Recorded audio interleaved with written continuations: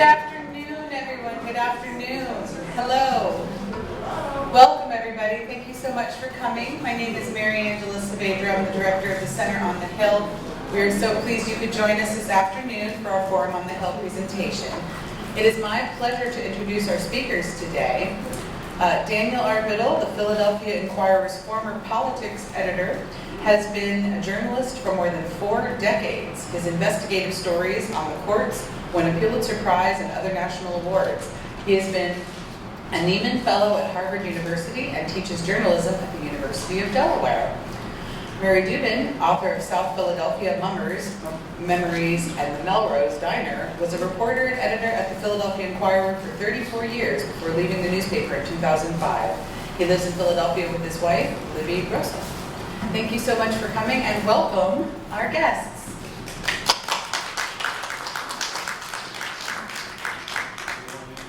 Good afternoon. Thank you very much for letting Dan and I come here and talk. We'll do just about anything if someone lets us talk. When we began this effort to write a book about Octavius Catto, we found that not many people knew who Octavius Catto was. That's changed now. People do know who he was. And there's a statue on the south side of City Hall. And while no one's made a movie of our book, no one's made a television show, we do have a statue, which is something that not a great many authors can say. I'd like to read briefly the preface to the book, which will make you a little bit smarter about Octavius Catto. It's called October 10th, 1871. The young white man had the number 27 tattooed on his hand and a bandage around his head when he began shooting at a colored man named John Fawcett. He missed. Fawcett, a hod carrier from the Philadelphia neighborhood of Frankfurt, ran up South Street to escape. Joined by a crowd, the bandaged man chased him. Fawcett saw a cellar door in front of a store in the middle of the block. Before he could dive in, a white boy stuck out a foot and tripped him. Fawcett scrambled to his feet, and the bandaged man fired again. That same afternoon, about a mile away, another Negro, a school teacher with the Roman-sounding name of Octavius Valentine Catto, left a pawn shop on 3rd Street near Walnut and began walking home.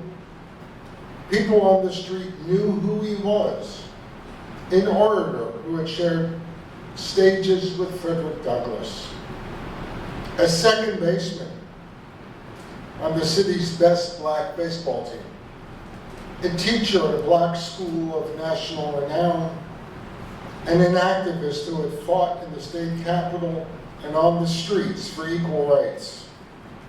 He was 32. It was election day 1871 in the busy South Street area, the institutional and emotional heart of the black community had been rocked by violence since the night before. Was it all the squire's doing? White policemen and Democrats who answered to him were attacking black voters, and scores had gone to the hospital. Catto had sent his pupils home early. Rather than going directly to his boarding house, he chose a safer route. Up Lombard to 9th Street, near his fiancee's home, and then down to South Street. He lived at 814. Catto walked with an assured athletic gait, as if his right to the pavement was guaranteed, which it was, but only lately. Memories of slavery haunted every colored home. Generations of men and women that had risked their lives to claim the simplest of rights, to learn in a schoolhouse, serve in the army, ride the railways, cast a ballot. Now those rights were being tested. Catto turned onto South Street at the moment when, in W.E.B. Du Bois's words, Americans of color were first tasting freedom. As Catto walked east, the bandaged man was looking for more Negroes to hurt, more Negroes who would not be able to vote that day. He passed Catto nonchalantly, but once he was 5 steps beyond, the bandaged man turned and crouched. A young girl at 822 South shouted at Catto, "Look out for that man!" The bandaged man was pulling out his gun. That's how our book begins. Dan and I are going to talk for, 30 or 40 minutes, and then there'll be a Q&A session.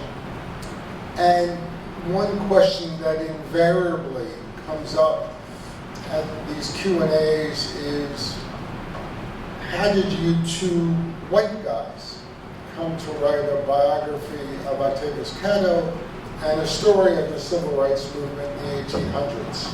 It's an absolutely legitimate question, and to save some time for more questions, I'll answer it. Some of it is just sort of happenstance, but Dan and I are both newspaper guys. We both worked at the Enquirer for a long time. We both want nothing more than to tell people a story that they didn't know before, to give them information that they wouldn't know unless they had read it in the newspaper. In the mid and late 1990s, I was trying to write a book about South Philadelphia, where I grew up. I was at the library company, which is on Locust near 13th Street, and I was doing research. And a librarian who knew what I was doing gave me, I didn't ask for it, an essay about Catto written by an academic. Like most essays written by academics, it wasn't written all that well, but the subject matter, which was Octavius Catto, was fascinating. I had never heard of Catto. I grew up in Philadelphia, educated in Philadelphia, and I was embarrassed and a little angry that somehow no one had told me about Octavius Catto, who was a school teacher, a baseball player, a civil rights activist, a rather extraordinary man. But I sort of didn't know what to do about him. And in the South Philly book, there are about 4 paragraphs on Catto, and I felt guilty because he was worth more than 4 paragraphs. The book came out, and I started trying to find more information about Octavius Catto. Fast forward a few years to the Enquirer newsroom. Dan Biddle, who was my neighbor at the time, and our wives and our daughters knew one another, saw me in the newsroom and asked me what I was up to. And I told him that I was caught up in the life of a black civil rights hero in the 19th century. And Dan Biddle, who's a good reporter, said, "Who?"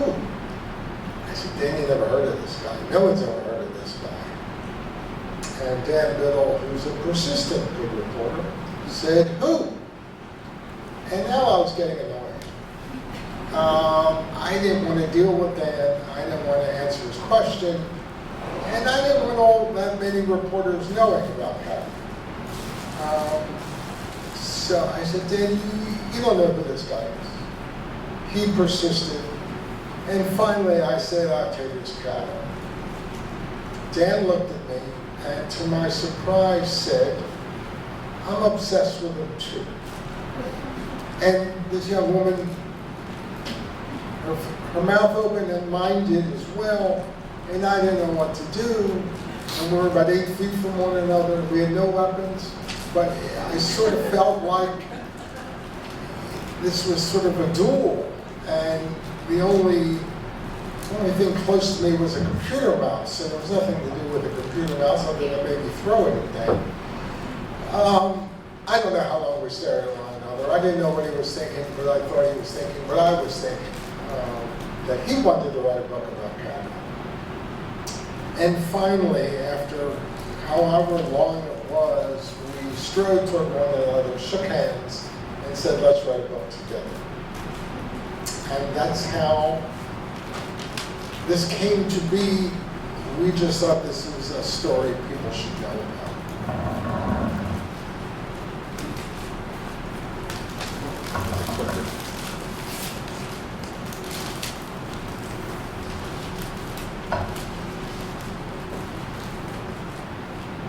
Thank you all for inviting us here. We love talking about this stuff and sharing it with audiences.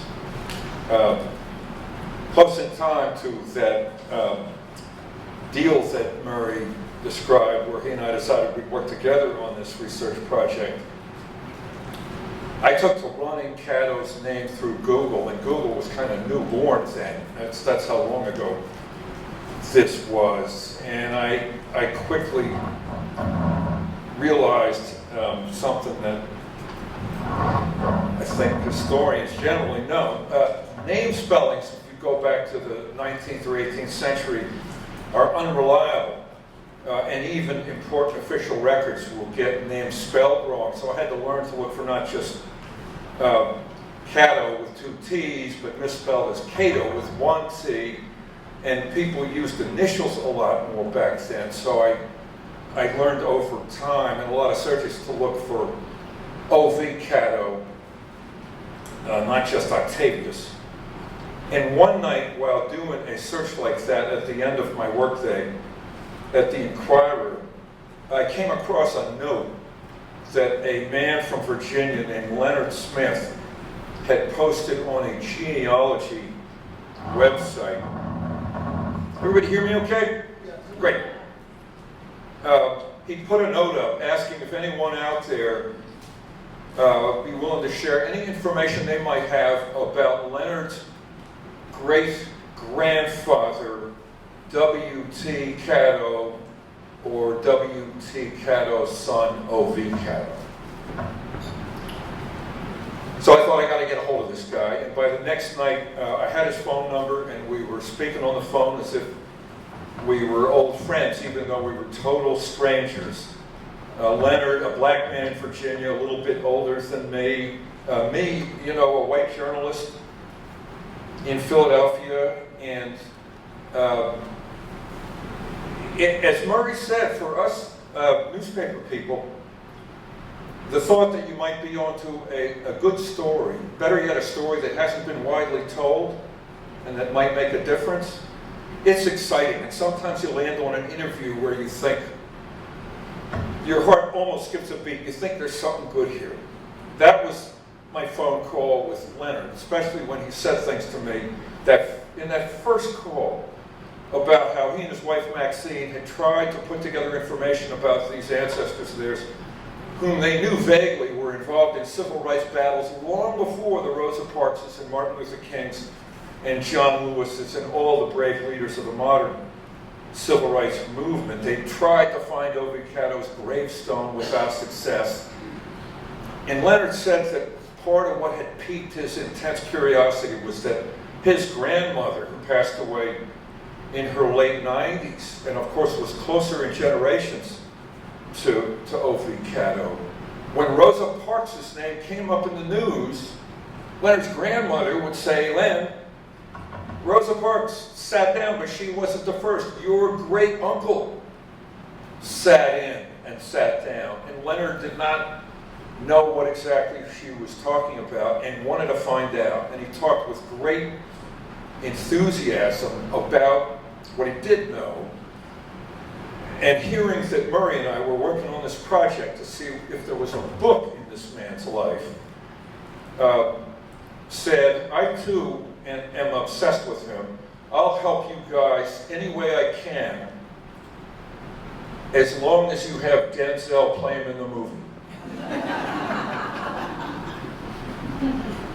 He also said one other thing that really grew on us over time. A great part of this work for Murray and me has been discovering how little we really knew about American history, even though we'd gone to college, and I even majored in American history. Leonard said when we first had lunch down there in Virginia, don't make too much of this one ancestor of mine. You have to realize there were 100 O.V. Cattos. We thought he was just being humble about his own family. The truth of his words has grown on us ever since, and it became the name of our introduction chapter, 100 O.V. Cattos. What we had to learn in this research was that there was this army, this network of black heroes from the early 1800s all the way up to and through the Civil War and into Reconstruction and into the horrors of the Jim Crow era. And we, to say nothing of our future readers, knew almost nothing about them. So we had a lot to learn. Now here's one that you all probably heard of, the great Frederick Douglass. Lucky for us, his life story and his writings crossed paths with the Catto family. Lucretia Mott, show of hands. I teach now, and this is going to be on the exam. Good. A lot of people know who Lucretia Mott was. Probably the bravest of the white abolitionists. Put her safety on the line in the name of ending slavery and bringing about equal rights long before it was a popular movement. Class, raise your hands if you know who Henry Highland Garnett was. Well, you'll have to buy the book. This will be on the exam. Garnett was pretty much Frederick Douglass's equal as a courageous civil rights leader before the modern civil rights movement, a minister, a fabulous orator, an amputee. He did all that on one leg. Sarah Parker Remond, quick show of hands. It's going to be on the exam. Facing the double whammy, she was a person of color and a woman, which did not stop her from being one of the most visible, courageous anti-slavery speakers, organizers, money raisers, not just in the North before the Civil War, but in the British Isles. She went there to raise money to fight slavery.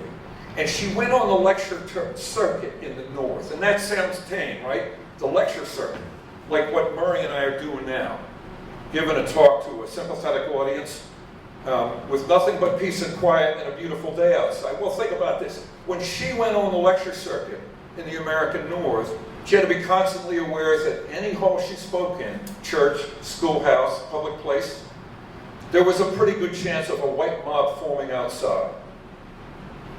Sometimes they broke the windows, sometimes they interrupted the speeches. We'll go back to Frederick Douglass. All he did was give an anti-slavery speech one day in a clearing in Indiana, along with his anti-slavery allies, black and white. A white mob stormed the stage, the wooden platform he was speaking on, tore it down in the middle of the event, broke Douglass's right hands, the hands that he wrote with. Lucretia Mott, anybody know about the Pennsylvania Hall fire right here in Philadelphia? Good. 1838, the anti-slavery forces had the audacity in 1838 to build a hall right here in Philadelphia, Cradle of Liberty, that they thought could be a safe place to hold anti-slavery conferences, conventions, organized to fight against slavery. Guess again, white mobs in Philadelphia with the winking support of the mayor, of other powerful people in town, stormed that hall and set fire to it. Lucretia Mott had to live through that and thought by the time it was over that she would probably lose her life in this cause, and wrote in her memoirs that she felt she was ready to make that sacrifice. Garnett, for the trouble of going to a school in New Hampshire that an abolitionist had opened, welcoming white students and black, He and his friends had to fight their way out of that school when whites with rifles on horseback attacked the school for being interracial. Another great black speaker on the anti-slavery circuit, William Wells Brown. He gave an anti-slavery speech on Cape Cod in the mid-1840s at a big anti-slavery equal rights rally. The white mob on Cape Cod tore that platform down while Brown was still on his speech. William Lloyd Garrison, he'll be on the exam, probably the second bravest white abolitionist in the 1830s. This is the guy who created a newspaper called The Liberator with a cause of fighting slavery. For his troubles, he gets dragged through the streets of Boston at the end of a rope by a white mob. So something we had to learn. You know, I didn't have a class in college called White Violence against free black Americans in the 19th century. But there should be a measure in that, because we had to discover that there was this sort of endless recurrence of white violence every time a person of color or one of their few stalwart white allies chose to get up in front of an audience like this one and speak in favor of equal rights or against slavery. It was an era where that kind of attack was so commonplace that the writings we were able to find in our research, the word mob became a verb.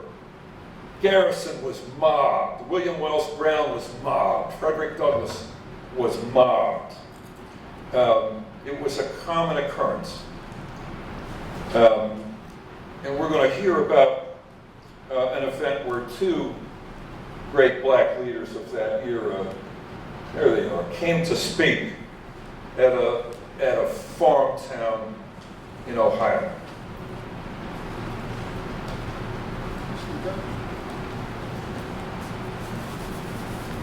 Martin Delaney is from Pittsburgh, and Charles Langston and his brother John Mercer Langston are from Ohio. And they were among actually the many who traveled the north, often traveling to small towns to give anti-slavery lectures. And this is just one of hundreds of stories. Martin Delaney and his Ohio contact, the light-skinned Negro abolitionist Charles H. Langston, were riding north from a meeting and stopped at a hotel of a sympathizer in Marseilles. Now, Marseilles is spelled just like Marseille in France. It's still there, and it's pronounced Marseilles. Neither Dan or I have any idea why.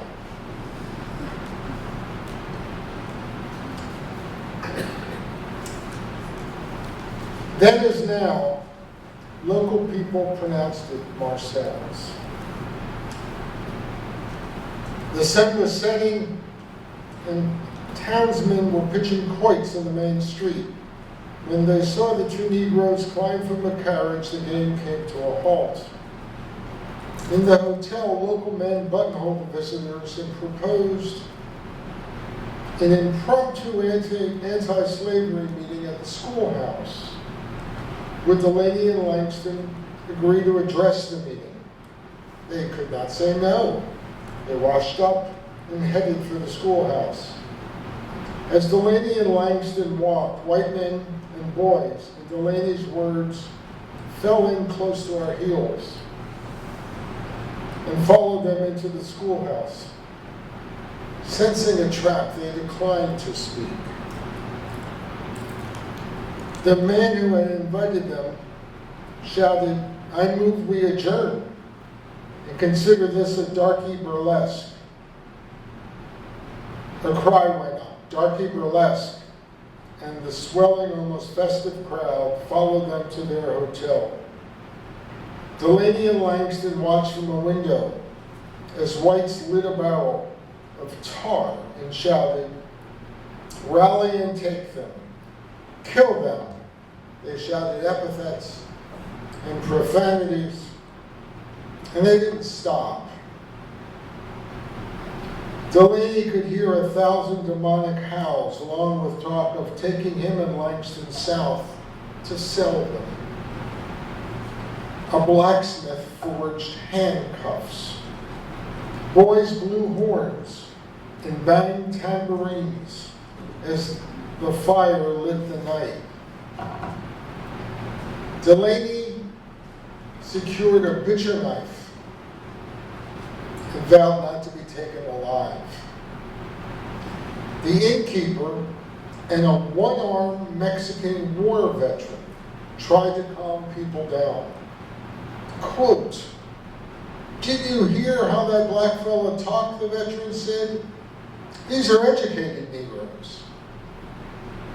In time, the crowd's energy ebbed, and at dawn, the Negroes sprinted out. They reached their carriage in a barrage of stones and shouted promises of death if they ever returned. Thus did a group of citizens nearly cut short Delaney's career as an orator, doctor, journalist, novelist, African explorer, and soldier in the Civil War, and nearly deprived the world of the poetry of Langston's future grandson, who went by the name of Langston Hughes.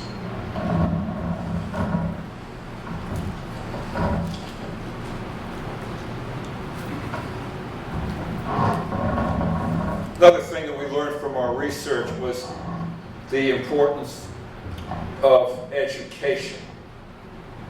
Sounds simple enough. Lots of people in this early civil rights struggle made a point of getting themselves and their children as best educated as they could.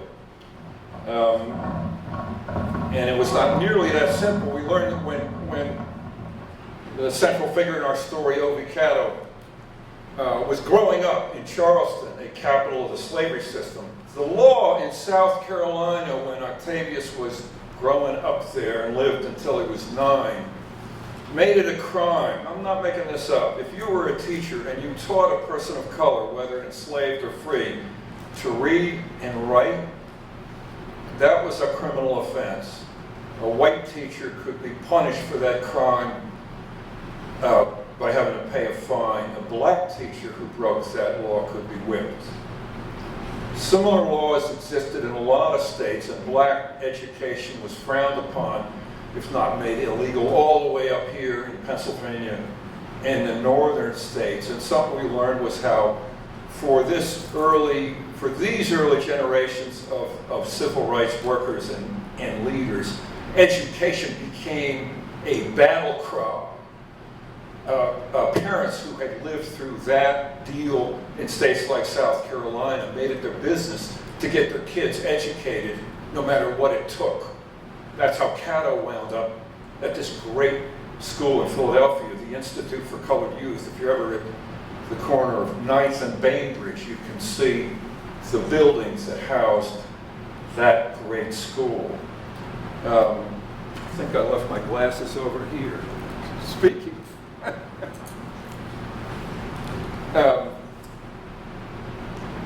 Teachers and civil rights activists in this struggle were quite often the self-same people, and you can see in all of their writings and speakings, they made that connection all the time. Education was the weaponry to take into the struggle, and maybe as a result of that way of looking at the world, we saw how school teacher after school teacher, principal after principal, was a scholar and a teacher by day and a stone-cold civil rights activist by night.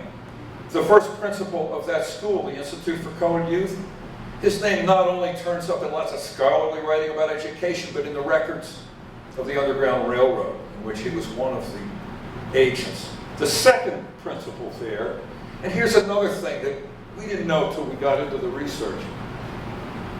These early activists got started in their fearless activism at an early age. Ebenezer Bassett does not look like a troublemaker, right?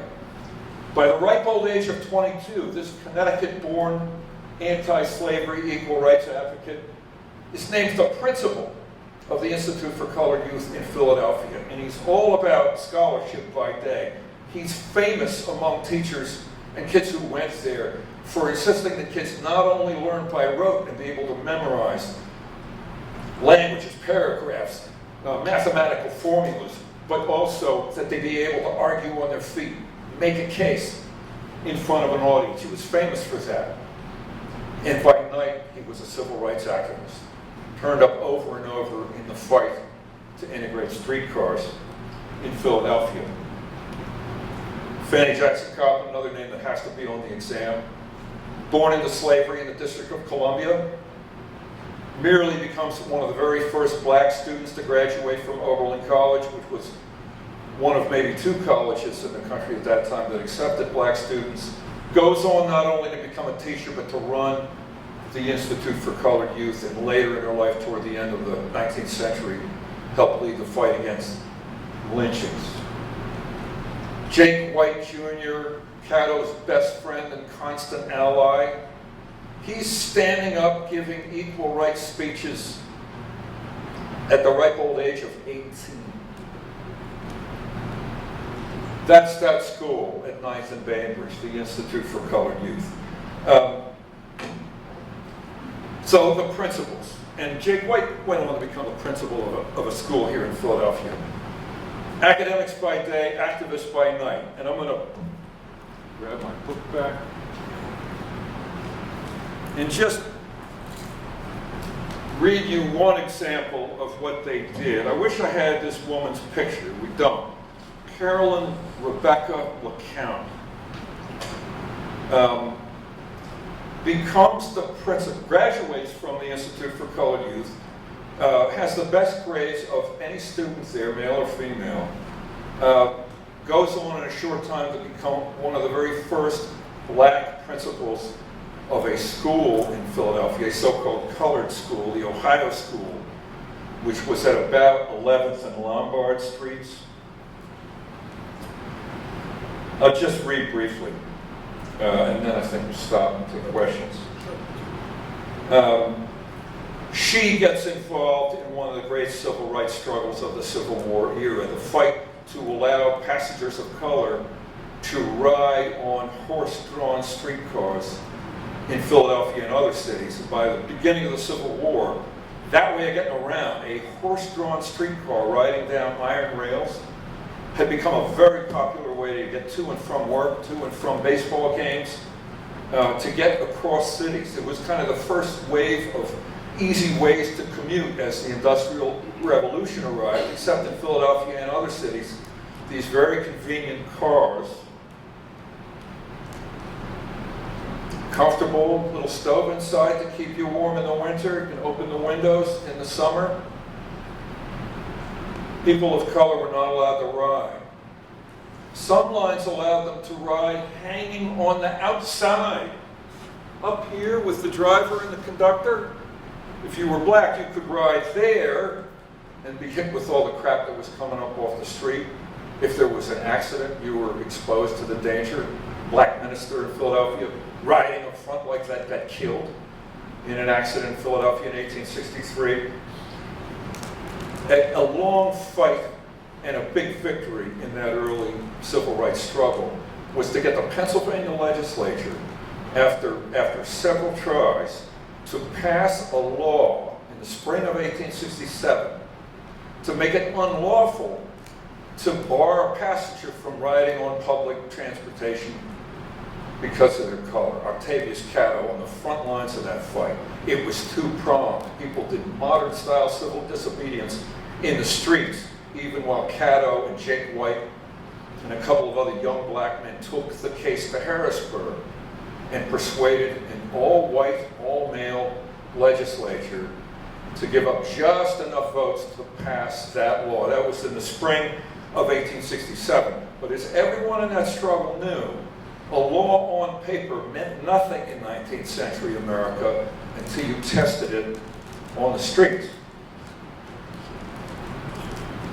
This was no routine matter. We're talking March 1867. Older men remembered when state law had granted them the right to vote, but did not shield them against white men's fists and truncheons at the polls. Someone respectable needed to test the new streetcar law. Better a minister or a teacher than a washer or a maid, better a woman than a man. Someone to stand straight in a rain of words or blows. On the first Monday of spring, young women in Philadelphia were trying out the new styles, the straw bonnets, chintzes, plaid silks from India, and the new hoop skirts, only 3 yards around and more flexible, better suited to modern times, sitting at a teacher's desk or riding in a crowded car. Under a cloudless noontime sky, the Ohio school's young principal and her assistant walked to 11th and Lombard, where the 10th and 11th Street Railway ran, a car just like this one. The assistant, Alice Gordon, also a woman of color, stood by as the principal flagged down the yellow car. Carrie LeCount caught the attention of the conductor. His name was Edwin Thompson, and he looked right back at Carolyn LeCount. He sneered at her, as one newspaper put it, and kept the car moving. He uttered the same slurs heard by black war heroes, poets, veterans, and their loved ones, even ministers. We don't allow, and he threw the N-word at her. Just a month past her 21st birthday, Carolyn LeCount was prepared. She promptly filed a complaint in court. And in the courtroom, she held up a copy of the Philadelphia Press with the news that the governor had signed the law. I know nothing of that law, the magistrate said, and I do not trust that newspaper. LeCount went to a state office and returned to the magistrate with a certified copy of the law. Try to picture this. She's probably the only woman in the courthouse and the only person of color standing up to a white male judge. She shows him the law. We don't know exactly how the judge reacted, but we imagine him hemming and hawing and maybe grumbling and finally awarding 21-year-old Carolyn LeCount and the entire civil rights struggle of that era a victory and imposed a fine of $100 on the streetcar driver and his company. Now we get to the best part where we get to hear your questions. Just flip forward to the... If you get a chance, if you haven't already seen the statue that Mary Angela mentioned, it's worth a trip to City Hall. It's right at the southwest corner. This is the day it was unveiled. That's Mayor Kenny on one side and the sculptor Brantley Cadet, who we got to know, on the other. And this woman in pink sitting right there, that's Dan's mother. She was 96 and pretty much wheelchair bound, but she made it out there. She died last year at 101. And if she could get out there, everybody should make that trip. Questions? Our favorite part. Yes. If they're hard, please address them to Dana. Yes. Were both of you surprised about the amount of history you didn't know as far as what was going on in the North and specifically in Philadelphia as far as African Americans and the rest of the world is concerned? I missed just your last few words. The African Americans in the world is concerned. You're surprised at how much you didn't know and what you found out. Because when I was in school, they made it sound like the North was so open to everything and they did not fight Africans, slaves coming up and all like that. The South was a horrible place. But were you surprised to find out that the North was almost as bad as the South? Astonished. And we all should go back to the teachers we had in grade school and high school and say, we need to run a correction. Yeah, we were never taught any of that. Neither side of it.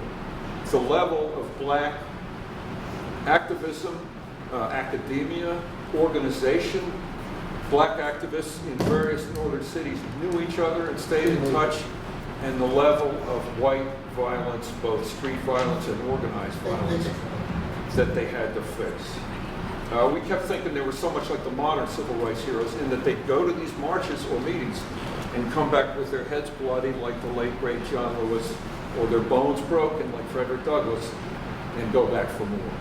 And Yeah. none of that was being taught. It was humbling. I mean, we thought we were smart guys, and we were far, far from it. And it seemed like we learned something new every day, and continue to do so.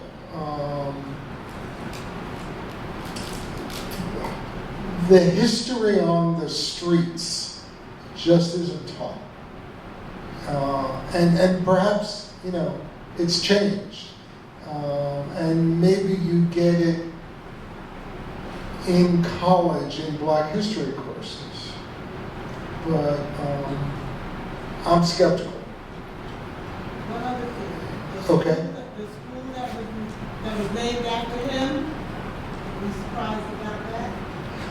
There was, there was a Catto school in West Philadelphia that was a disciplinary school, and it is now, they changed the name, I don't know, 15 or 20 years ago, and it's now named after a 20th century civil rights icon, and not Catto, who was a 19th century civil rights leader.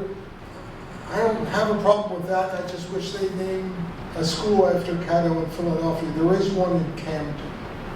And there had been a Catto school going way back. There had been a school named for him in 1878. Carolyn LeCount, the hero of the streetcar battle, she was principal of that school. I guess we left out who her fiance was. Octavius Catto. Yeah. So she became principal of the school named after her fiance and remained principal there until 1911, when the school district decided to rename it for someone else, at which point LeCount retired. She stayed active in civil rights struggles all through the rest of her life. But she never married. Someone had their hand up over here. Well, There you go. I was just wondering, I moved up from Virginia recently, and the new governor, Youngkin, ran on his platform. What I think really got him elected is that he endorsed education reforms which would allow for the teaching of Black history in our public schools. So, any of you guys are interested, I don't know if you want to vote.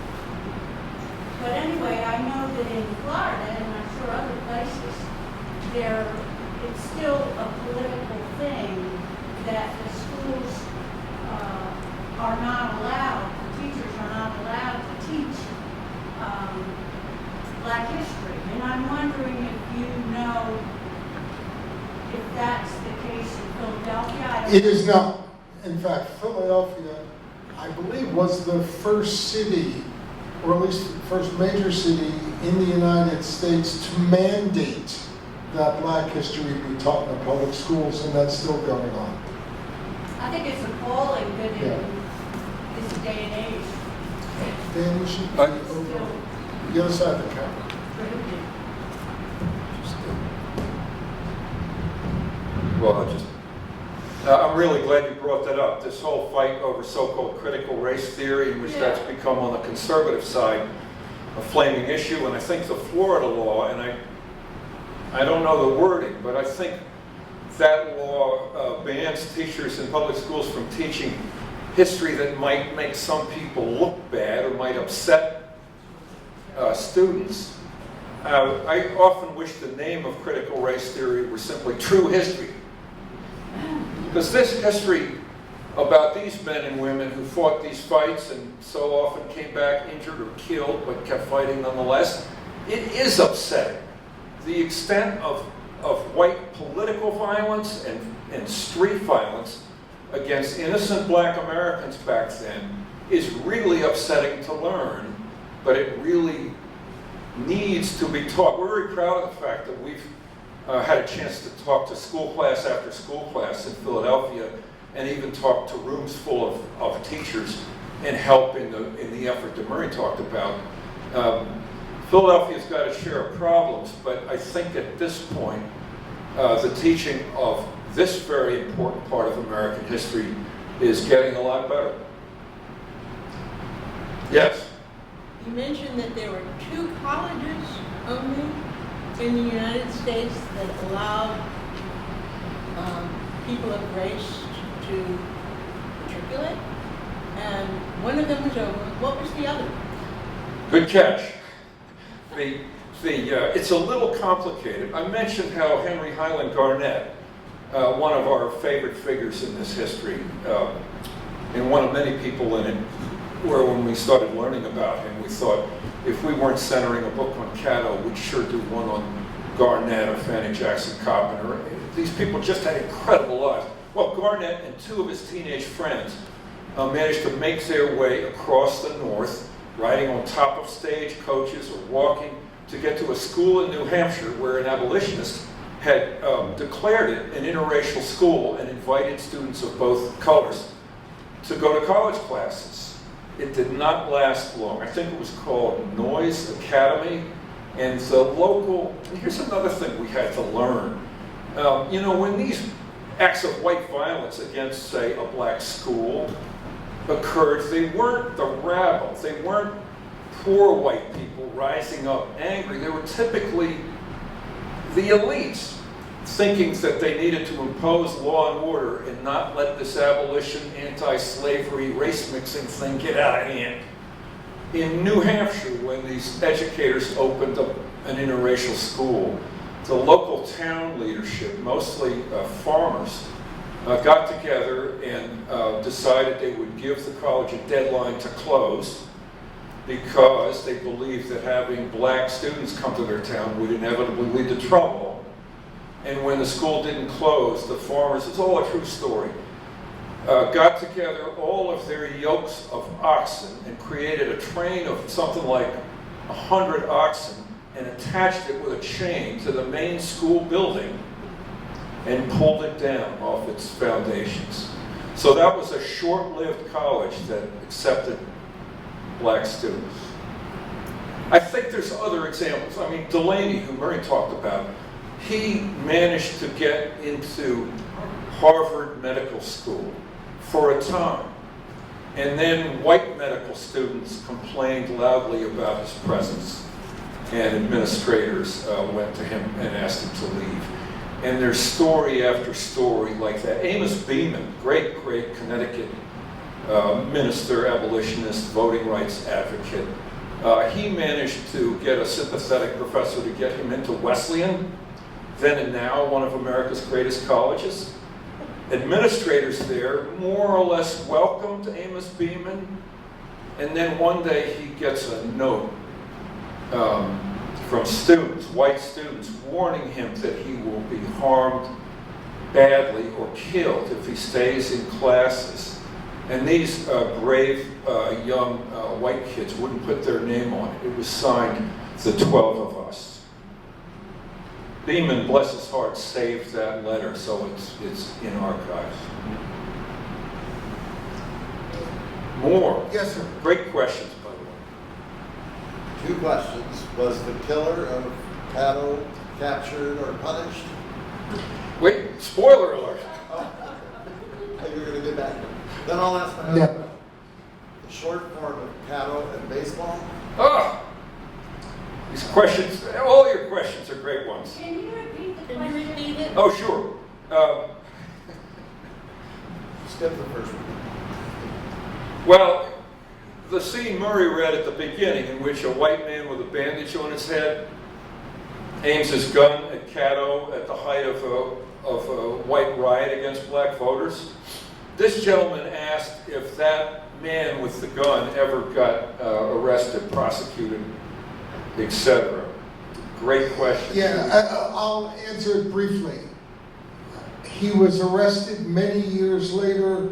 He was prosecuted and never punished. And for your baseball question, What was it? the baseball question was, can we talk a little bit about Catto and baseball? There's a baseball chapter in the book. It's the shortest chapter, but it's a good chapter.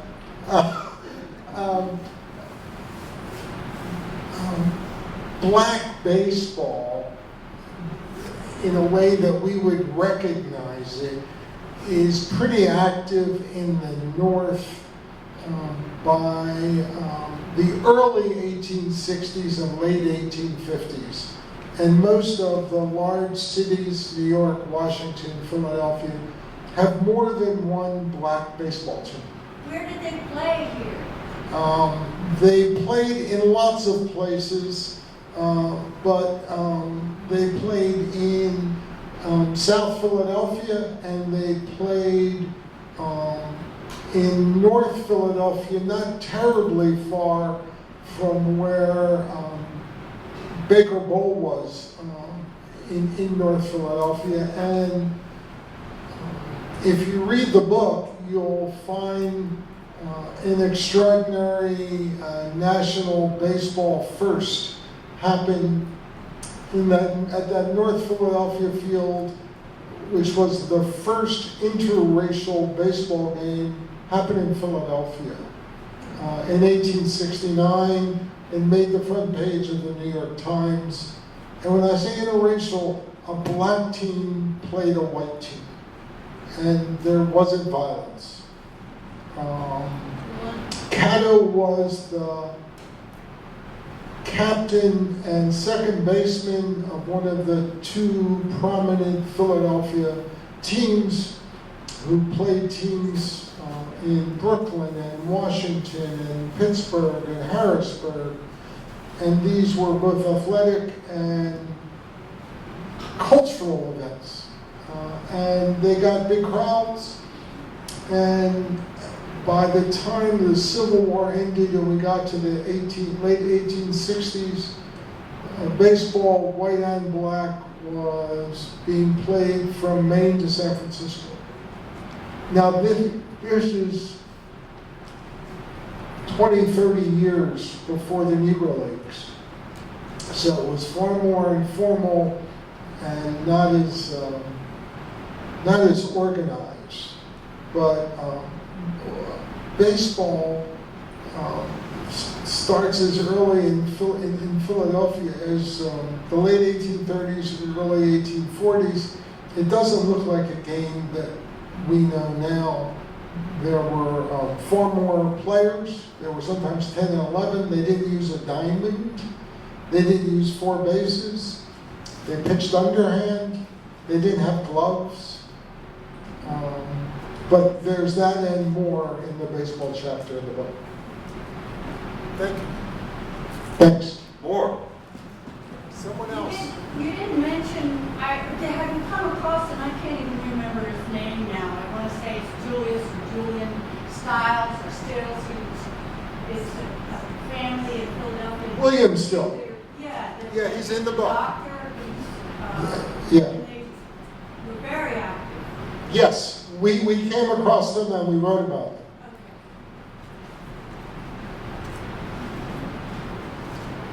One more question?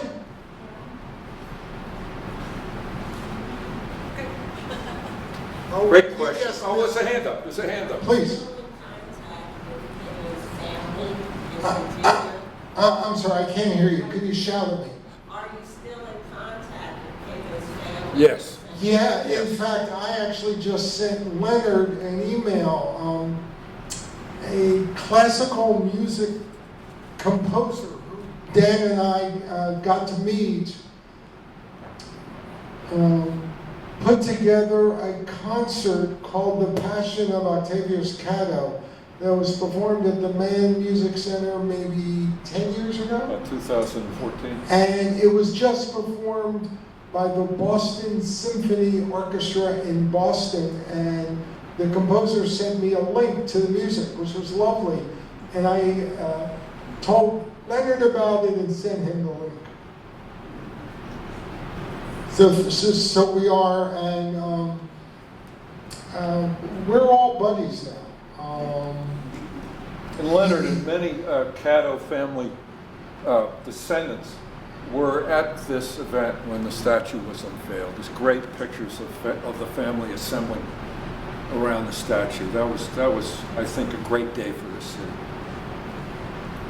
First statue, believe it or not, there's been a thriving black community in Philadelphia since Revolutionary War time. We got lots of statues of famous people. This thing that got unveiled on that day in 2017, first statue on public property of a black person. Thank you.